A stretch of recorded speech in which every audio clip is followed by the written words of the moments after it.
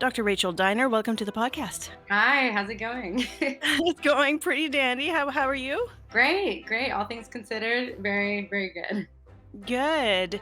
For people who don't know you, you have a PhD in marine biology. You're currently researching, you're doing really interesting research with microbiome in oysters, Yes, that is correct. which already is incredibly unique. So, first things first, tell me how you got to this point in your life, essentially. Sure. Yeah, I have what I like to call a windy but fun career path. So I was a biology major as an undergrad. And after that, I wasn't 100% sure what I wanted to do, but I was really interested in the environment and how humans interact with the environment. So I actually ended up going to law school and I studied environmental law and policy out here in San Diego, which is where I'm still located. So yeah, I studied environmental and policy. I was surfing a lot. That was one of the big things I got into when I came to the West Coast. And throughout that interaction, I just became even more interested in sort of what are we doing to the environment and how are we then impacted by what we're doing to the environment. So I practiced law for a couple years, but I just really loved science. My husband was a scientist. And so I ended up going back to graduate school and I studied marine microbiology for my master's and then my PhD. And Okay. now I'm a postdoc. So after graduating, I continued to do research, and now I'm in the second year of my postdoc. And you're originally from Georgia. I am, yes, yes, the East Coast. Yeah, so that's quite the transition then. Yeah, it really was. In many ways, geographically and also in terms of culture, it was a pretty big shift. And my family still lives out there. But part of it was I really wanted to be near the ocean and surfing, and San Diego is probably the best place in the United States for that. So that was very attractive. But yeah, it was I have not to a ask difficult you move for me. I have to ask you really quickly, have you ever gone surfing in Portugal? I have not been surfing in Portugal, but it's huge there. I've seen the It is. videos and it looks pretty terrifying. I'm would consider myself a pretty okay surfer, but I'm definitely not at that level at this point. Alright. I had to ask because I'm absolutely in love with Portugal. I spent 2 months there and I saw the surfers and I was like, "I wonder if she surfed in Portugal." So I had to ask you. Um, let's start talking about your research essentially. So, why are we studying the microbiome in oysters? Sure, that's a great question. Like I was saying, I'm really interested in human interactions with the marine environment. And part of that is, what are we doing in the environment? Part of it is what are we getting from the ocean that benefits us and how can we maintain that? And oysters are really important part of that because we eat oysters and other aquaculture species. So it's a huge food source throughout the world.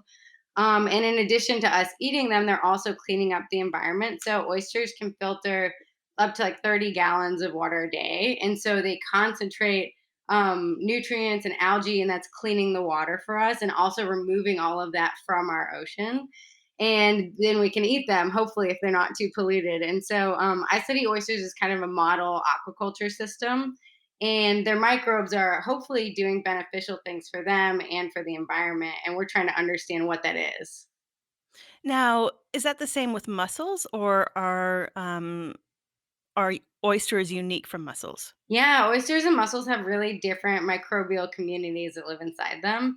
And there are a lot of studies on both of them. There aren't too many comparative studies, there's a few of them, and we don't quite understand why they're different. If that has to do with, how their physiology is different, if it has to do with how their environments are different. So we don't really know what explains those differences, but we know that they have really distinct microbial communities. Okay, because I've always wondered what the difference is, but, let's talk about the microbiome. Let's actually take a step even further back here because we hear the term microbiome now. It's kind of a hot topic in health news. So what exactly is a microbiome? That's a great question. So, microbiome is basically a group of microorganisms that are associated with a particular environment. And depending on who you talk to, most people kind of will say like, "Oh, the coastal microbiome or the ocean microbiome," but some people will insist no, it's specific to a particular like tissue type or organism. So it's a really relative term, but it's basically with a given type of environment, what are the microbes that are associated with that? And you're usually talking about microbes that are permanently associated. So, for example, we're eating lots of bacteria that's in the food that we eat, and it just passes through. And those are called transient microbes. And so we usually don't consider those part of the actual microbiome. So you're looking at mostly somewhat permanent microbes. And when I say microbes, that's another topic where people kind of vary. So, there's viruses, there's bacteria, there's archaea, there's protists, which are single-celled eukaryotes, and some people consider them microbes, and some, particularly like a classical view, is that those are not actual microbes. I'm of the view that they are. So that definition is also variable. Oh, okay. So a virus can be part of a microbiome? Yeah, viruses are considered part of the microbiome, even though they're not technically considered alive. Whoa, that's wild. So have you actually seen viruses as part of the oyster microbiomes? Yeah, absolutely. And actually, one of the biggest threats to oyster aquaculture is a virus that infects oysters, and it can wipe out entire populations. So it can have really terrible economic impacts, and it's highly infectious. And it also interacts with other environmental factors. So different environmental conditions can trigger this infection. So it's a really actually a big topic of study in the oyster microbiome field. What's the name of that virus? It's the Austrian herpes virus. So it's a herpes virus that is very host specific to oysters. So it only affects like particular oysters. Oyster Okay, species. but could it actually decimate the whole population? It usually doesn't. There are some resistant strains, and that's actually something people are studying a lot. Is what makes certain strains of these oysters resistant and others more susceptible, and that might also be related to their microbiome. So they might have microbes that are allowing them to, resist infection. So it's not completely understood. It's a very active area of research, but it so far it doesn't seem to wipe out entire populations, but it can cause some pretty big damage. Now, I don't know oysters at all. My girlfriend loves them. It's probably her favorite food in the world, which is why we're moving to the East Coast. You Nice. know, it's definitely a reason why. So are there different oyster species? Yeah, there's a lot of different species of oysters. And actually, the one that we study is an invasive species. It's known as the Pacific oyster. And it actually is not native to San Diego, but it's sort of taken over a lot of the area where different oyster species live. But there's several different species. They're different sizes. They have different flavors. There's like oyster connoisseurs that could probably taste one and tell you, "Oh, yes, that's an Eastern oyster in its prime." So Oh, that's there's a lot of cool. variation there. Now, the research that you're doing with the microbiome in oysters, how is that applicable to human health?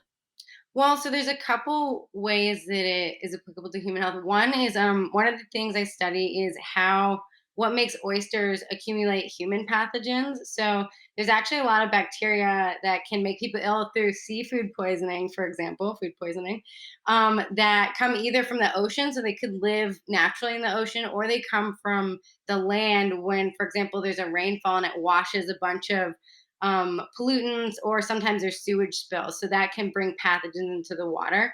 And oysters are concentrating all of these. And so if a person eats an oyster that has a high concentration of these, they have a likelihood of getting sick. And so one thing we're trying to understand is what makes an oyster accumulate a lot of these pathogens. And are there other microbial controls in the oyster that might be keeping those concentrations down or increasing them, perhaps? Yeah, that's really curious because do you guys think that there's a way to actually, I don't know, like, is there a way to make oysters never give humans food poisoning ever again? Is that even Well, a so possibility? that would be great. That's a pretty bold statement, but there are actually some really interesting research looking at phage therapy. So, phages are viruses that infect bacteria, and they're usually very species specific.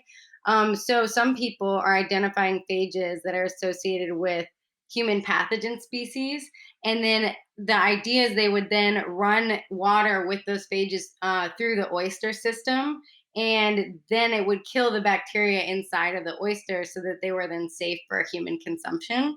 So that's a possible, future application of this kind of work.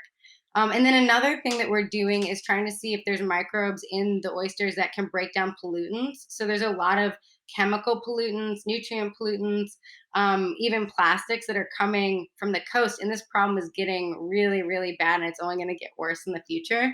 And so, one thing I'm really interested in is seeing if there are microbes inside of oysters, which are already filtering and concentrating these pollutants, that could potentially break them down and then improve water quality for everybody, including the oysters and humans. So yeah, that could be a very interesting application because you could identify a highly polluted area.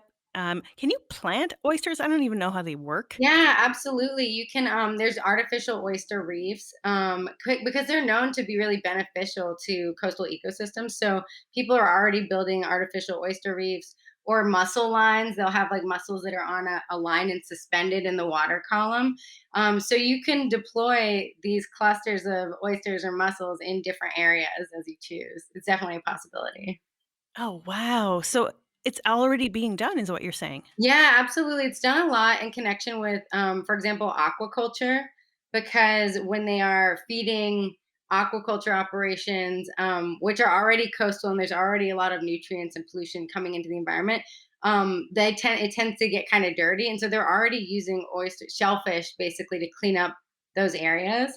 Um, not particularly to detoxify them for other pollutants, but for nutrients, it kind of mitigates the impacts of this aquaculture operation.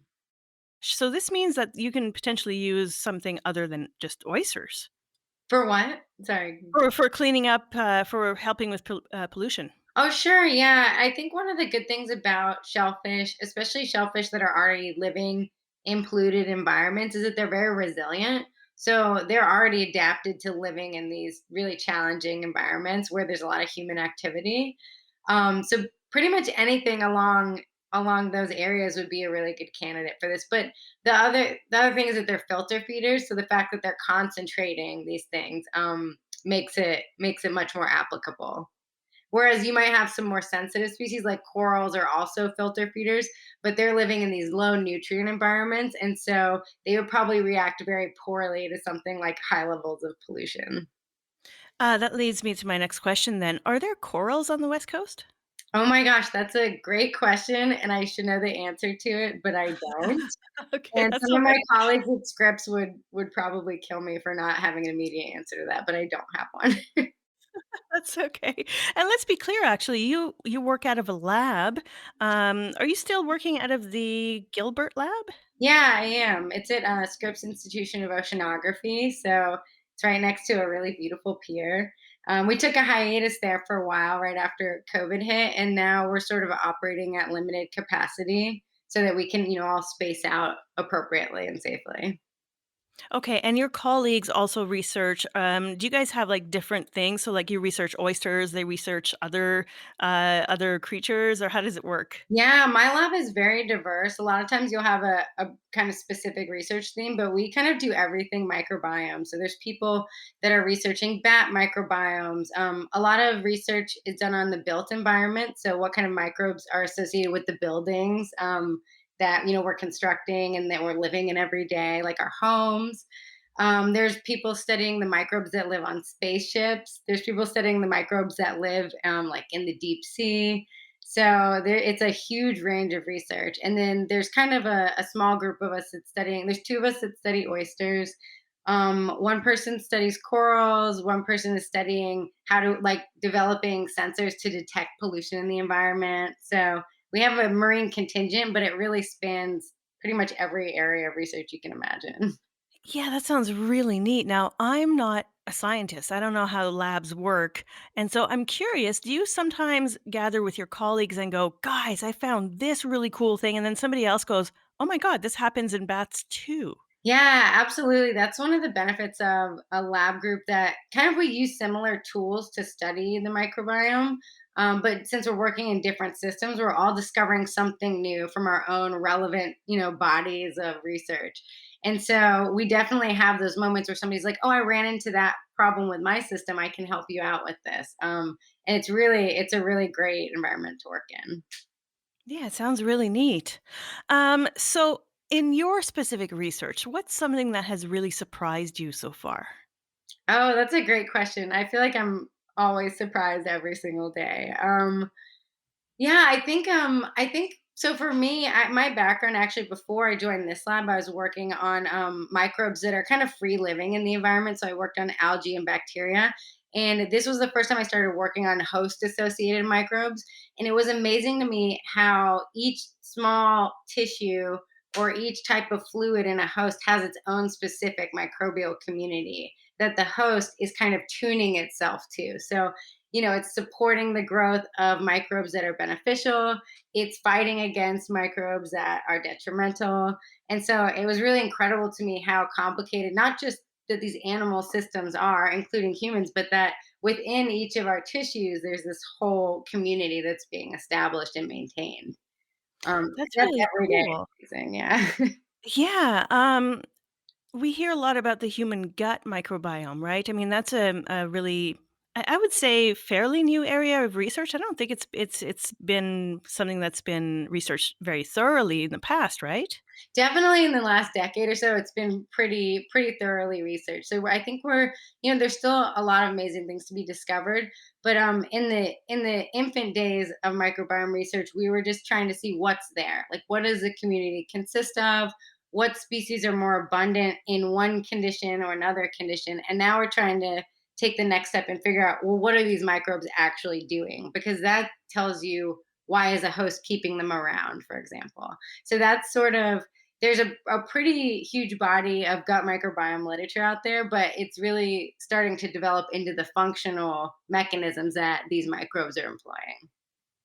Okay, so do you personally know a lot about the human gut, or is it? No, no. No, not really. So but you know how oysters affect the human gut, or am I wrong on this? Um, I guess my knowledge of the human gut microbiome extends to how does a human respond when they consume like a pathogen that came from the marine environment.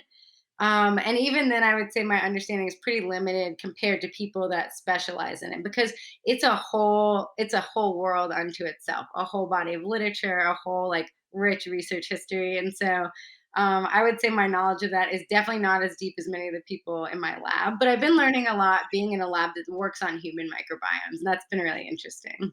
Are there So then let me ask you some questions, and you just tell me if you can answer them, about the pathogens, transmitted by, or I guess transmitted by would be the right way to say it, by oysters. We know that people can get sick if they eat, like, let's say, a bad oyster. What other things can be, I guess transmitted is maybe I don't know if that's the right word to use because but when you consume an oyster, other than the typical kind of, food poisoning you would get, what else could you get from an oyster? Oh, all kinds of things. And that applies to oysters and also the fish that we're eating. So, for example, mercury is a really big problem, which is why it's recommended that you don't eat certain types of fish more than once or twice a week. So, heavy metal contamination is a big issue. Plastics. So, some organisms will accumulate microplastics, which are really tiny plastic particles. And we don't really know the effects that those have on humans. That's a pretty active and new area of research. So we know that plastics are getting transmitted to humans through what they eat that comes from the ocean, but we don't know how it's affecting people. So yeah, metals. There's lots of pesticides and other types of chemicals that are known to like stick to and accumulate inside of oysters. So unfortunately, there's a lot of things that you can be picking up, but it's really hard to understand how that's affecting human health because we have so many other things that we're exposed to in our environments. So those studies are really challenging to conduct and really link what we know is happening to the impact on human health. Speaking of microplastics, are you seeing a lot of them? Yeah, well, so the microplastics are really tiny, so a lot of them you have to look under a microscope to see. And there are groups at Scripps that's like their area of research, but we see a lot of huge plastic particles. So I actually was out doing field work yesterday and in San Diego Bay, and we had a lot of rain recently. So we won't see rain for like 6 months pretty much. And then we'll see, a few rain events. And I hadn't sampled for a while, and when I went out there was just tons of plastic and paper and trash, and it was really shocking, and it was just dispersed among the oysters. Like, it was kind of, you had to dig the oysters out of the trash basically. And yeah, so and those plastic pieces or styrofoam pieces are breaking down into smaller and smaller particles because of the environmental stress and the temperature. So definitely there's a lot of it in the environment.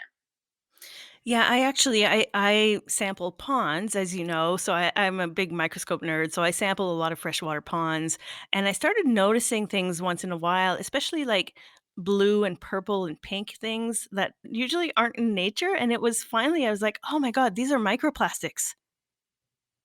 It's Yeah. crazy, they're everywhere.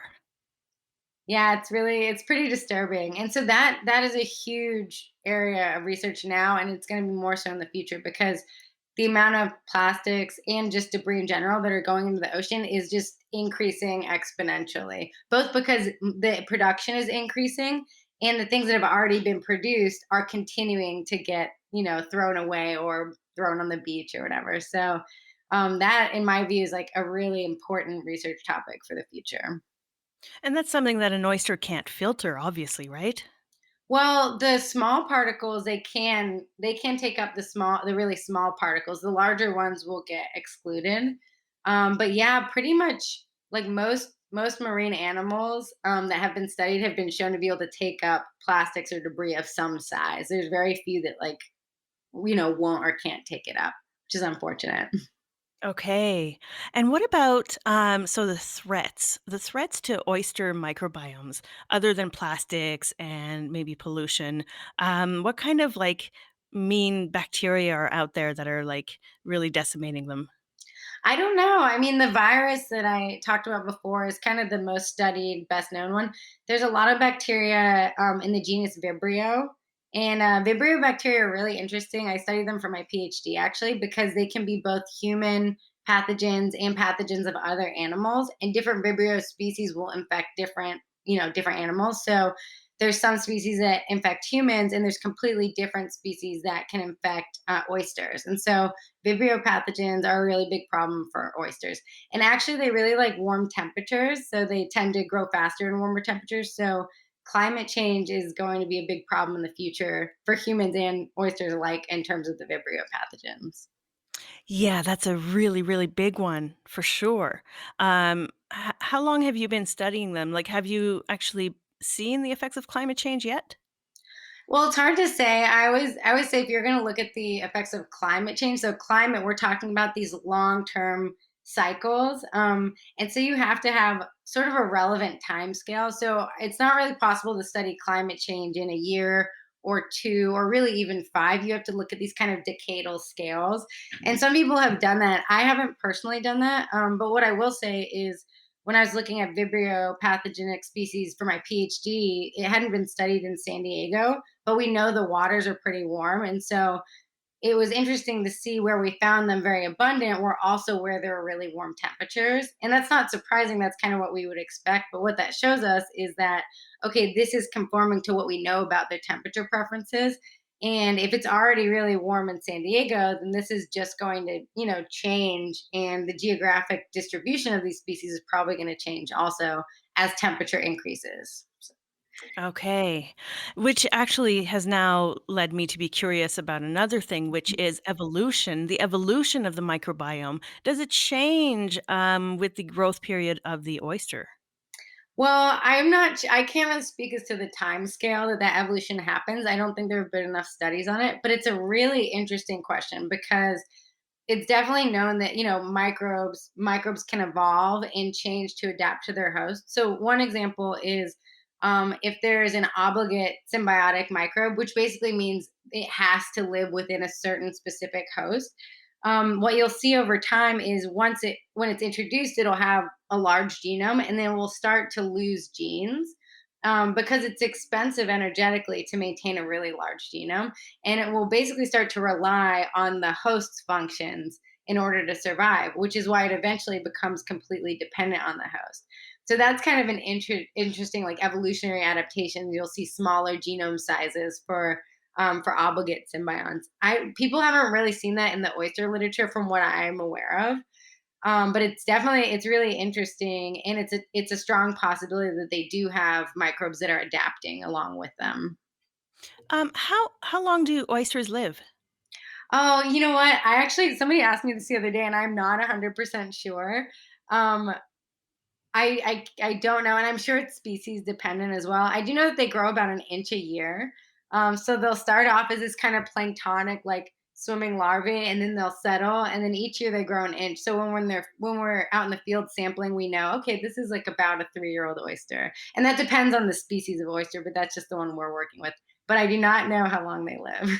Okay, because I was curious with, human, gut microbiome, for example. I'm always curious to learn more about that, and I was wondering if it was like in oysters where as you age, does the microbiome change? That's a really good question. I know that people have studied different kind of life stages of oysters, so from larval stages to adult to juveniles to adults, and they do have different microbiomes, but I don't know about like a 1-year-old adult oyster to a 3-year-old adult oyster or if anybody's looked at that yet. I wouldn't be surprised if that was the case, but I'm not sure. What about okay, I have another quirky question for you Sure. then. Fecal matter transplant is another big thing that we hear about in humans. Is that something that can you do that with oysters? I don't know if you could do it with oysters. It would probably be challenging, but because they're filter feeding things, they can be selective about what they ingest. And they actually only eat like certain size particles. So you'd have to be very tricky about what you did. You could definitely um, feed them a particular kind of bacteria if it could like attach to their food source. So, for example, if you had algae and you wanted to introduce a beneficial bacteria, you could kind of incubate those together, have the bacteria attached to the algae, and then feed it to the oyster. That's something you can do. Um, but I don't know about like a direct fecal matter transplant because they're so picky about it. But I know that people do this with other marine animals. So somebody else in my lab is studying fecal transplants in dolphins, for example. Ooh, that's really cool. Yeah. Huh, wow. So other than so you're really, really just devoted to oysters, right? I mean, you don't sometimes go, "Ah, today I feel like studying shrimp." Well, sometimes I do. So that's one good thing about working in a really like collaborative lab environment that studies a lot of things is you have opportunities. So, for example, after COVID hit, my lab was doing a hospital study looking at what types of bacteria were associated with high levels of COVID-19 virus, and sorry, SARS-CoV COVID two. But basically, they were like, "Oh, can somebody help us with this analysis?" And I was like, "Well, I'm not a human microbiologist, but I know how to do these types of microbiome analysis for my oyster work. I could help out with that." And they're like, "Yeah, sure, come on board." So I was able to do like a small part of that study. And that was interesting because I got to learn a lot about, for example, human gut microbes. And So um, what did you learn about the human gut microbe that you could share with us? So I actually don't know the status of that paper right now, so I cannot speak to the results of it until I confirm that with the authors. But personally, I learned a lot about the basics of okay, what's associated with a healthy human gut because they sampled both healthy individuals and sick patients. And so, for me, that was sort of a basic primer and like, oh, what would you expect to see in these microbial communities? Okay, so what would you I'm really curious, like, what makes a good human gut? Um, I couldn't oh, you mean like what are the Like most the dominant microbiome. species? I really Yeah, can't tell you that off the top of my you head. can't, Again, right? I should be able to recite that being in the lab that I'm in, but I can't. So That's okay. Hey, this happens all the time when I have scientists on because I'm like, I have an expert on Mars, for example, and I'll be like, okay, but what about Pluto? And then he'll be like, no, we can't go there, Julie. So, this is yeah, what it's happens almost when like you let your saying curiosity. yeah, it's like saying what's the most dominant animal in like a particular rainforest ecosystem.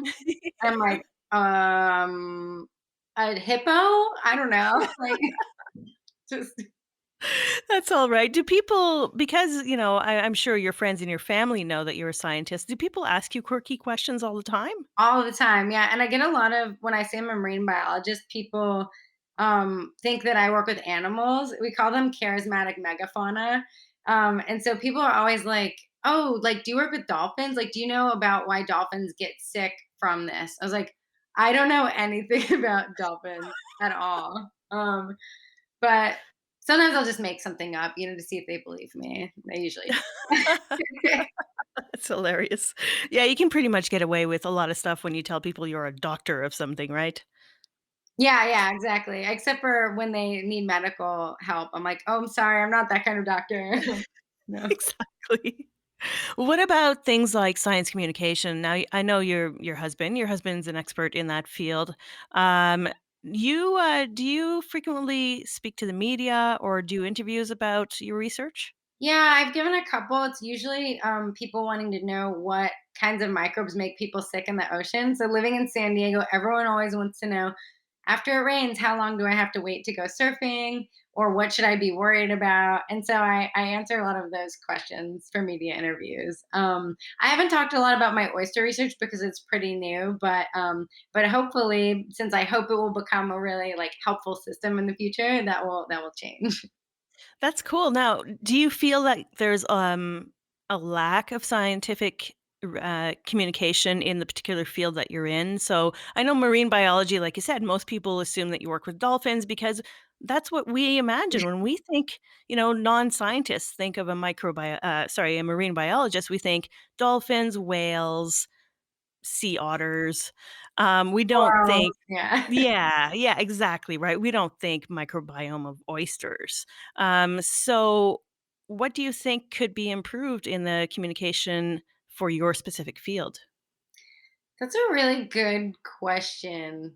Um, I have to say, so Scripps Institution of Oceanography, where I work, is a really big, a big department within UCSD, and they have an incredible communications department. I've always been really in awe of that. So I have to say, as far as my understanding of science communication, they do a really good job of communicating that. And I don't think that's the case for all places that do marine science research. So I do think there's always the problem of communicating really highly technical stuff to a lay audience and explaining why it's important for the everyday person without sounding super jargony, because that's always such a struggle for scientists. We get into our fields and we're writing papers that are really technical, and then we have to just explain, well, like, who cares? I mean, that's really the fundamental, who cares and why should we care? So I think that's like an individual challenge for all of us. But I think particularly my department does that really well, but I can't really speak to other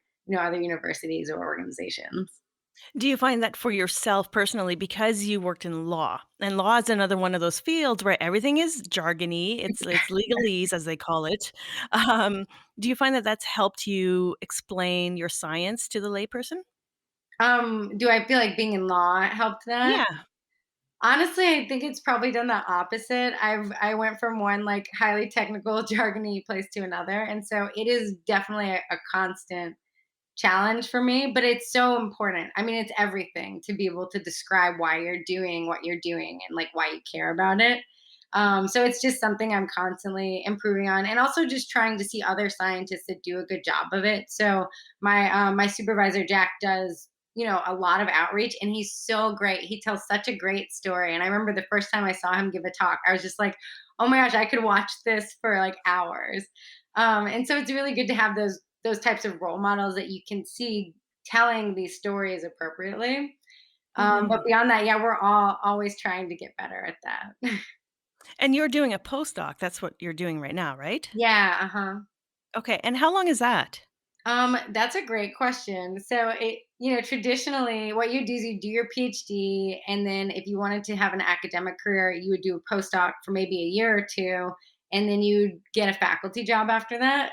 That's been changing radically over the years because there's so many PhDs and there's a really limited number of faculty jobs. But beyond that, there's so many more things to do with science. So I don't think it's just like the contraction of faculty job openings. I think it's the expansion of science. There's science communication, there's biotech, there's conservation. So there's so many new things you can do with your scientific knowledge. And so, but in part because of that competition, postdocs are really long now. So I know people that have done like 6, 7 year postdocs. And then after that, they actually have to transition to a different type of position because you can only officially be a postdoc for a certain amount of time. So my goal would be somewhere around like 3 or 4 years. That's pretty common for science, but it all depends on when I'm able to get a job. which is Yeah, which is why I'm asking because I think you can I don't know if people could study the microbiome of oysters for 20 20 years. I don't know if that's something that you wanna do. So what is your plan when you're done your postdoc? yeah, well, I have the kind of unfortunate benefit of my area of interest is how humans impact the coastal environment and how that in turn affects humans, and that's not changing anytime soon. I mean, the population of the world, and particularly of people that live near the coast, is just increasing constantly, and so there will be no lack of research subjects for me. And I'm really interested in oyster microbiomes, but as I mentioned, I've worked with free living microbes. So I'm just really interested in coastal microbes in general, whether they're free living or inside of a host, and how we kind of indirectly interact with them. So But what are some examples of free living microbes? yeah, that's it. So, for example, I was talking about those Vibrio pathogens. So, Yeah. there are species of Vibrio bacteria that just kind of live in the water column and they frequently attach to stuff. So, they can swim around with their flagella and then they can also attach to either living or dead microbes or sediment particles. Get nutrition from them and then swim away to the next nutrient source. So that's an example of a free living microbe. Whereas some microbial species can't move around and they need to be attached to something, in order to survive and divide. Okay, so we're not talking, marine, tardigrades or anything like that. No, but what another interesting area of research. Those are Yes. really hardy fellows there. Have you ever seen one? Yeah, we had some in the lab. Actually, one of my friends who also studies algae in my PhD, she had pet tardigrades, and we would kind of just keep them next to our lab bench. And every once in a while, we'll be like, "Are they still alive?" And they always were. You might have to look for a little bit. Um, and then one time she forgot about them, and like the dish dried up, and we're like, "Oh my gosh, they're dead!" And but then we found them; they were still in there because they can survive a lot. Um, Yeah, they're really, really fascinating. One of the things I'm really anxious to do once I move to the East Coast is start looking for marine tardigrades because I have land tardigrades living on my balcony. So that's one of the special things about where I live right now is I can go outside at any moment in time and collect at least 20 tardigrades from my balcony. So that's with your I microscope. You could just sit there all day with those guys. exactly. That's really cool. Now, I know that you have a lot of other interests outside of science, and surfing is one of them. So let's talk about that for a minute because I've never tried surfing. I'm kind of jealous that you've gotten into that. I guess it's a sport. Is it a sport or a hobby for you? Um, it's definitely a sport, and I think I'm sure everybody that does like a physical activity considers it a sport. So, and then we get defensive if you called it anything else. But I'm not at like a professional or even semi-professional level. For me, it is a hobby. But it's fun. It's a great, especially since the pandemic. It's been a really great way to be able to kind of socialize because you can stay separated from people like your friends out in the water. But yeah, I love it. It's really how I originally got involved with like marine microbiology because I was getting like 6 ear infections every year and trying to figure out why that was happening. But yeah, it's a really Wait a minute. So you were getting ear infections from microbes? yeah, yeah, yeah. Hold on. I didn't know that was a thing. Oh, Tell me about definitely. that. Yeah, I mean, I don't know all the different species that can cause them, but yeah, you can definitely get ear infections from microbes. People, get sick from ingesting water, like swallowing seawater if there's been a sewage spill, for example. That happens all the time. Yeah. Or wound infections. Okay. So again, back to these Vibrio bacteria, a lot of times like surfers or fishermen, particularly on the East Coast, if you have an open cut, they can like infect the open cut and it can be really a really fast progressing illness. It's really scary. So Wow. So when you were surfing, you were getting all these ear infections because you were getting your head in the water, you were taking a spill or whatever, and then what would you do? You'd have to go home and treat it or, like, does it go yeah, well, away? you go to the doctor and they give you some like antibiotic ear drops. And I remember at one point I just like kept the tube and would kind of self-diagnose, which you really shouldn't do that, but but it worked. So So this is a regular part of a surfer's life then? yeah, yeah, oh yeah, definitely. And actually, it's kind of interesting when you are in cold water surfing a lot, you can get what's called like a, I don't know the actual medical name for it, but you can get a bone growth in your ear. So like a bone in your ear starts to grow in, I guess to try to protect the eardrum. And so I was getting all these ear infections and I asked the doctor about it and he's like, "Oh yeah, you have like bone growth inside of your ear from being in the cold water all the time. You need to start wearing earplugs." Yep, Really? the things you learn. Oh my god, that's so hardcore, Rachel. But it's really fun. It's a great sport, and I just love it. It's hard to imagine not doing it. Was it hard like, when did you actually start surfing? Like, how old were you? Were you, like, a little girl? Were you a teenager? I was a teenager. I was like 19. I was in college and I studied abroad in Australia. And so I started surfing out there because the surfing culture is huge. Obviously, I did not learn to surf in Georgia. I've still never been surfing in Georgia before. But yeah, so it was huge out there, and then I came back to Georgia for my senior year of college, and I was like, "Oh, man, I have to keep doing that." Like, where so when I applied to law school, I applied to a lot of places, but almost all of them, like, most of them were the West Coast of the United States, just straight down the coast. There's an obvious pattern here, and then University of San Diego was the first school that I heard back from. I was like, "Oh, well, I just wasted money on all those other applications because 'cause I'm obviously going here for school." Now, this is interesting because you went to law school, you did your I guess you did a bachelor's, a master's, and a PhD? Yes. Yes, I'm How did very you find the time? overestimated. How did you find the time to do some surfing?